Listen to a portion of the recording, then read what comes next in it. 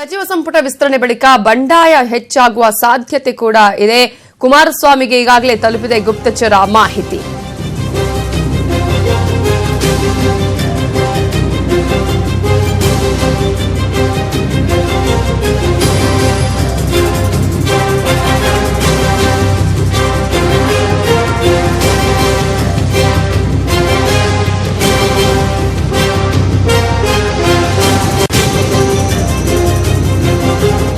ಈಗಾಗಲೇ ಒಂದ್ ಕಡೆ ಸಚಿವ ಸಂಪುಟದ ವಿಸ್ತರಣೆಯ ಕಸರತ್ತು ಸಾಕಷ್ಟು ಸರ್ಕಸ್ಗೆ ಕಾರಣ ಆಗ್ತಾ ಇದೆ. ಆದ್ರೆ ಯಾವಾಗ ಸಚಿವ ಸಂಪುಟ ವಿಸ್ತರಣೆ ಆಗುತ್ತೋ ಸಾಕಷ್ಟು ಸಚಿವ ಆಕಾಂಕ್ಷಿಗಳು ಕೂಡ ಇದ್ದಾರೆ ಎರಡೂ ಪಕ್ಷದಲ್ಲೂ. ಹಾಗಾಗಿ ಸಚಿವ ಸಂಪುಟ ವಿಸ್ತರಣೆ ಬಳಿಕ ಬಂಡಾಯ ಆಗುವಂತಹ ಚಾನ್ಸಸ್ ಇದೆ ಅನ್ನುವಂತಹ ಮಾಹಿತಿಯನ್ನು ಗುಪ್ತಚರ ಮಾಹಿತಿ ಈಗಾಗಲೇ ಸಿಎಂ ಕುಮಾರಸ್ವಾಮಿಗೆ ನೀಡಿದೆ. ಸಂಪೂರ್ಣ ವಿಸ್ತರಣೆಗಾಗಿಯೇ ಕಾಂಗ್ರೆಸ್ ಶಾಸಕರು ಕಾಯ್ತಾ ಇದ್ದಾರೆ. ಹಾಗಾಗಿ ಸಚಿವ ಆಕಾಂಕ್ಷಿಗಳು ಒಂದು ವೇಳೆ ಅವರಿಗೆ ಸಚಿವ ಸ್ಥಾನ ತಪ್ಪಿದ್ರೆ ಬಂಡಾಯ ಹೇಳೋದು ಗ್ಯಾರಂಟಿ ಅನ್ನುವ ಮಾಹಿತಿಯನ್ನ ಗುಪ್ತಚರ ಇಲಾಖೆ ಈಗಾಗಲೇ ಮುಖ್ಯಮಂತ್ರಿಗೆ ನೀಡಿದೆ. ಸಚಿವ ಸ್ಥಾನ ವಂಚಿತರು ಬಿಜೆಪಿ ಪಕ್ಷವನ್ನು ಸಂಪರ್ಕ ಮಾಡುವ ಸಾಧ್ಯತೆಯ ಜೊತೆಗೆ ಜೆಡಿಎಸ್ ಅಲ್ಲೂ ಕೂಡ ಒಂದೆರಡು ಶಾಸಕರು ಬಿಜೆಪಿಯನ್ನು ಸಂಪರ್ಕ ಮಾಡುವ ಸಾಧ್ಯತೆ ಇದೆ. ಈ ಹಿನ್ನೆಲೆಯಲ್ಲಿ ಮುಖ್ಯಮಂತ್ರಿಗೆ ಬಂಡಾಯದ ಎಚ್ಚರಿಕೆಯನ್ನ ನೀಡಿದ್ದಾರೆ ಗುಪ್ತಚರ ಇಲಾಖೆ. ಸಂಪುಟದಲ್ಲಿ ಅಳೆದೂ ತೂಗಿ ಬಹುತೇಕ ಆಕಾಂಕ್ಷಿಗಳಿಗೆ ಅವಕಾಶವನ್ನ ಕೊಡಿ, ಅವಕಾಶ ವಂಚಿತರು ಯಾವುದೇ ಕ್ಷಣದಲ್ಲೂ ಕೂಡ ಆದರೂ ಬಿಎಸ್ವೈ ಅವರನ್ನ ಸಂಪರ್ಕ ಮಾಡಬಹುದು. ಜಾಣ್ಮೆಯಿಂದ ಸಚಿವ ಸಂಪುಟ ವಿಸ್ತರಣೆ ಮಾಡಿದರೆ ಬಂಡಾಯ ಶಮನ ಆಗತ್ತೆ ಅನ್ನುವಂತಹ ಮಾಹಿತಿಯನ್ನ ಕೂಡ ನೀಡಿದೆ.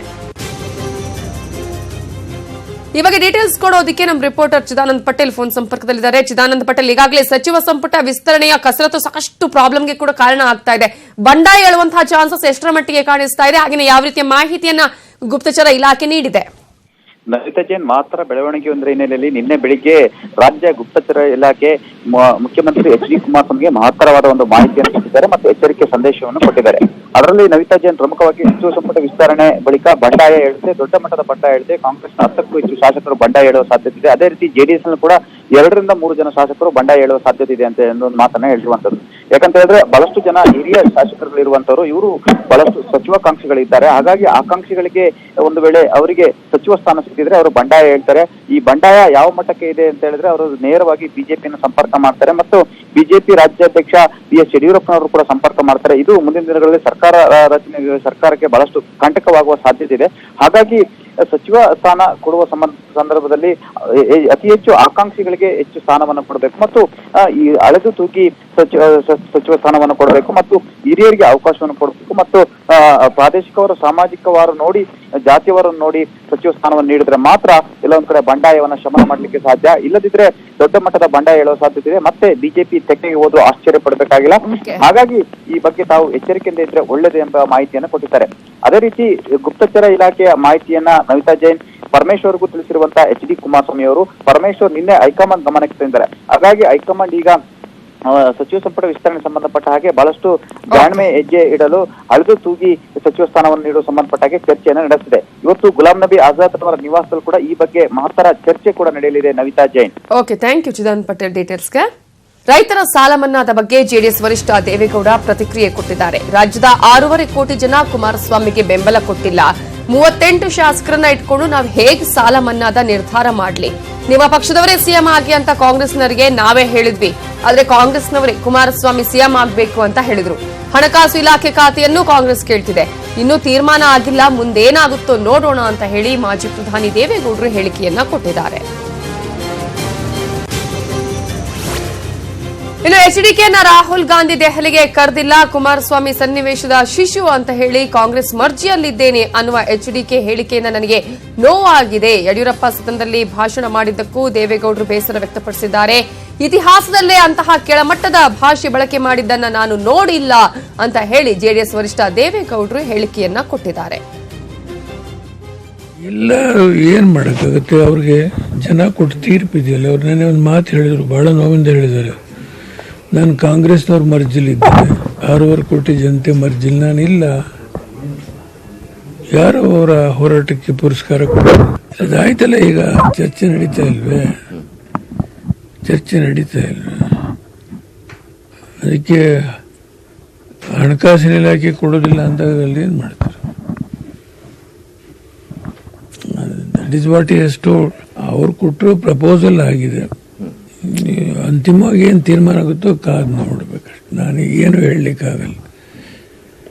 ಬಟ್ ಅವರೊಂದು ಮಾತು ಹೇಳಿದ್ದಾರೆ, ನಾನು ರೈತರ ಸಾಲ ಮನ್ನಾ ಮಾಡೋಕ್ಕಾಗದಿದ್ರೆ ನಾನು ರಿಸೈನ್ ಮಾಡ್ತೀನಿ ಅಂತಲೇ ಹೇಳಿದ್ದಾರೆ. ಅದಕ್ಕಿಂತ ಇನ್ನೇನು ಹೇಳಬೇಕು. ಅವರು ಕಾಂಗ್ರೆಸ್ನವ್ರು ಮೇಜರ್ ಪಾರ್ಟಿ, ನಾವು ಮೈನರ್ ಪಾರ್ಟಿ, ನಾವಾಗಿ ಏನು ಅಧಿಕಾರ ಕೊಡಿ ಅಂತ ಕೇಳಲಿಲ್ಲ. ಅವರಾಗೆ ಬಂದರು. ನಾನು ಸಂದರ್ಭದಲ್ಲಿ ಕಾಂಗ್ರೆಸ್ಸರೇ ಯಾರಾದರೂ ಮುಖ್ಯಮಂತ್ರಿ ಮಾಡಿ ನಾನು ಬೆಂಬಲ ಕೊಡ್ತೀನಿ ಅಂತ ಹೇಳಿದೆ. ಮುಚ್ಚುಮರೆ ಏನಿಲ್ಲ ಇದರೊಳಗೆ.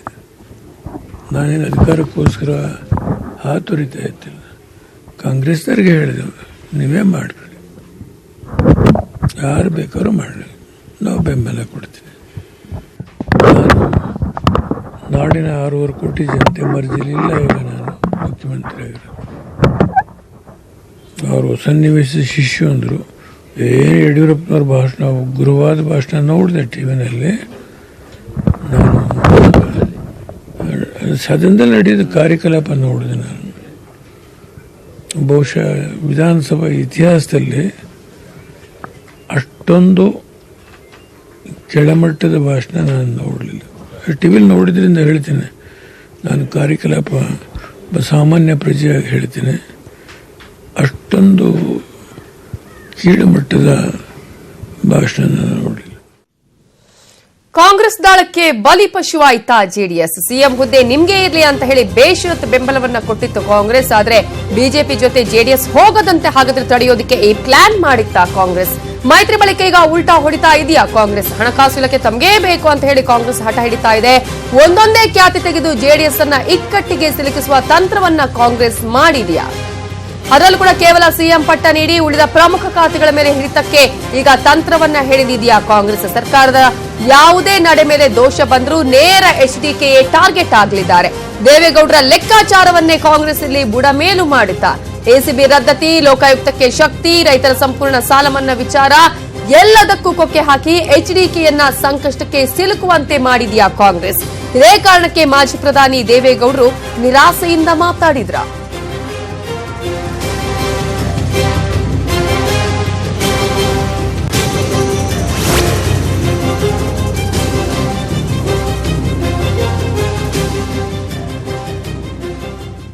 ಈ ಎಲ್ಲದರ ಬಗ್ಗೆ ಡೀಟೇಲ್ಸ್ ಕೊಡೋದಕ್ಕೆ ನಮ್ಮ ರಿಪೋರ್ಟರ್ ಜನಾರ್ದನ್ ಹೆಬ್ಬಾರ್ ಈಗ ನೇರ ಸಂಪರ್ಕದಲ್ಲಿದ್ದಾರೆ. ಜನಾರ್ದನ್ ಹೆಬ್ಬಾರ್, ದೇವೇಗೌಡರ ಮಾತನ್ನ ಕೇಳಿದ್ವಿ. ಕಾಂಗ್ರೆಸ್ನವರಿಗೆ ನೀವೇ ಸಿಎಂ ಇಟ್ಕೊಳ್ಳಿ ಪಟ್ಟವನ್ನ ಅಂತ ಹೇಳಿದ್ವಿ, ಆದ್ರೆ ಕುಮಾರಸ್ವಾಮಿ ಆಗಬೇಕು ಅಂತ ಹೇಳಿದ್ರು.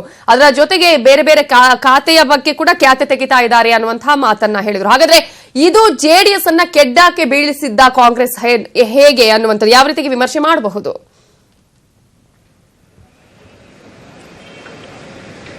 ಖಂಡಿತವಾಗ್ಲೂ ನವಿತಾ, ಪ್ರಸ್ತುತ ಸನ್ನಿವೇಶವನ್ನ ನೋಡಿದ್ರೆ ನಿಜವಾಗ್ಲೂ ಸಹಿತ ಇಲ್ಲಿ ಬಲಿಪಶು ಆಗ್ತಾ ಇರೋದು ಜೆಡಿಎಸ್ ಅನ್ನೋದು ಸ್ಪಷ್ಟವಾಗುತ್ತೆ. ಯಾಕಂದ್ರೆ ಆ ಸಂದರ್ಭದಲ್ಲಿ ಫಲಿತಾಂಶ ಬಂದಂತ ತಕ್ಷಣವೇ ಕಾಂಗ್ರೆಸ್ ಹೇಳಿತ್ತು ಜೆಡಿಎಸ್ಗೆ ಬೇಷರತ್ ಬೆಂಬಲ ಅಂತ ಹೇಳಿ. ಆ ತಕ್ಷಣವೇ ದೇವೇಗೌಡರು ಸಹಿತ ಕಾಂಗ್ರೆಸ್ಗೆ ಹೇಳಿದ್ರು, ನೀವೇ ಮುಖ್ಯಮಂತ್ರಿ ಆಗಿ, ಕಾಂಗ್ರೆಸ್ನವರೇ ಮುಖ್ಯಮಂತ್ರಿ ಆಗಿ ಅಂತ ಹೇಳಿ ಮನವಿಯನ್ನು ಮಾಡಿದ್ರು. ಆದಾಗ್ಯೂ ಸಹಿತ ಕಾಂಗ್ರೆಸ್ ಹೇಳಿದ್ದು ಇಲ್ಲ, ಜೆಡಿಎಸ್ನವರೇ ಸಿಎಂ ಆಗ್ಲಿ ಅಂತ ಹೇಳಿ. ಆದ್ರೆ ಈಗ ಬರ್ತಾ ಸನ್ನಿವೇಶ ನೋಡಿದ್ರೆ ಕುಮಾರಸ್ವಾಮಿ ಅವರು ಮುಖ್ಯಮಂತ್ರಿ ಆದ ನಂತರದಲ್ಲಿ ಒಂದೊಂದೇ ಷರತ್ತುಗಳನ್ನ ಹಾಕ್ತಾ, ಬೇರೆ ಬೇರೆ ವಿಚಾರಕ್ಕೆ ಕೊಕ್ಕೆ ಹಾಕ್ತಾ, ಸರ್ಕಾರ ತೆಗೆದುಕೊಳ್ಳುವಂತ ನಿರ್ಧಾರಕ್ಕೆ ಯಾವುದಕ್ಕೂ ಸಹಿತ ಸಮ್ಮತಿಯನ್ನ ಕೊಡದೆ ಜೆಡಿಎಸ್ ಅನ್ನ ಸಂಪೂರ್ಣವಾಗಿ ಇಕ್ಕಟ್ಟಿಗೆ ಸಿಲುಕಿಸುವಂತ ಪ್ರಯತ್ನ. ಯಾಕಂದ್ರೆ ಇಲ್ಲಿ ಏನೇ ಘಟನೆ ನಡೆದ್ರು ಸಹಿತ, ಯಾವುದೇ ಲೋಪ ಬಂದರೂ ಸಹಿತ, ಯಾವುದೇ ಕೆಲಸ ಆಗಿಲ್ಲ, ಕೊಟ್ಟ ಭರವಸೆ ಈಡೇರಿಲ್ಲ ಅಂದ್ರೂ ಸಹಿತ ಅದಕ್ಕೆ ನೇರವಾಗಿ ಬರೋದು ಆರೋಪ ಅಂದ್ರೆ ಕುಮಾರಸ್ವಾಮಿ ಮೇಲೆ. ಅದೇ ಕಾರಣಕ್ಕೆ ಕಾಂಗ್ರೆಸ್ ಈ ರೀತಿ ಮಾಡಿದೆ. ಕಾಂಗ್ರೆಸ್ ಆ ಸಂದರ್ಭದಲ್ಲಿ ಈ ವಿಚಾರವನ್ನ ಹೇಳಿದ್ದು, ಬೇಷರತ್ ಬೆಂಬಲ ಅಂತ ಘೋಷಣೆ ಮಾಡಿದ್ದು ಕೇವಲ ಜೆಡಿಎಸ್ ಬೇರೆ ಕಡೆ ಮುಖ ಮಾಡಬಾರ್ದು, ಬಿಜೆಪಿ ಕಡೆ ಮುಖ ಮಾಡಬಾರ್ದು, ಬಿಜೆಪಿಗೆ ಬೆಂಬಲ ಕೊಡಬಾರ್ದು ಅನ್ನೋ ಕಾರಣಕ್ಕಾಗಿ ಆ ರೀತಿ ಹೇಳುತ್ತಾ ಅನ್ನೋದು ಇವತ್ತಿನ ಸಂದರ್ಭದಲ್ಲಿ ನೋಡಿದಾಗ ಗೊತ್ತಾಗುತ್ತೆ. ಅದೇ ಕಾರಣಕ್ಕಾಗಿ ಕಾಂಗ್ರೆಸ್ನ ನಡೆಯಿಂದನಾಗಿನೇ ಜೆಡಿಎಸ್ ವರಿಷ್ಠ ದೇವೇಗೌಡ ಸಹಿತ ತುಂಬಾ ನಿರಾಶೆ ಆಗಿದ್ದಾರೆ. ಯಾಕಂದ್ರೆ ಸಾಲ ಮನ್ನಾದಂತ ವಿಚಾರ ಸೇರಿದಾಗೆ ಪ್ರಮುಖ ವಿಚಾರಗಳ ಬಗ್ಗೆ ನಿರ್ಧಾರ ತೆಗೆದುಕೊಳ್ಳಕ್ಕಾಗದೇನೆ ಕುಮಾರಸ್ವಾಮಿ ತೊಳಲಾಡ್ತಾ ಇದ್ದಾರೆ.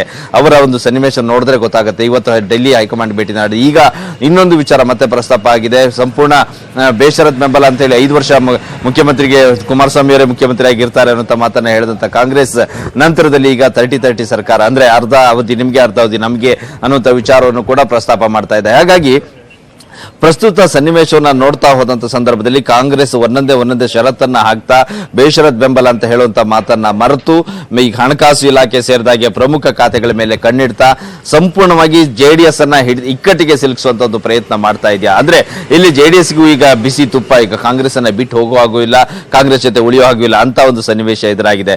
ಕೊಟ್ಟಂತ ಮಾತನ್ನ ಯಾವುದೇ ಈಡೇರಿಸದೇ ಇದ್ದರ ಸಂದರ್ಭದಲ್ಲಿ ಅದು ನೇರವಾಗಿ ಕುಮಾರಸ್ವಾಮಿ ಮೇಲೆ ಆರೋಪ ಬರುತ್ತೆ.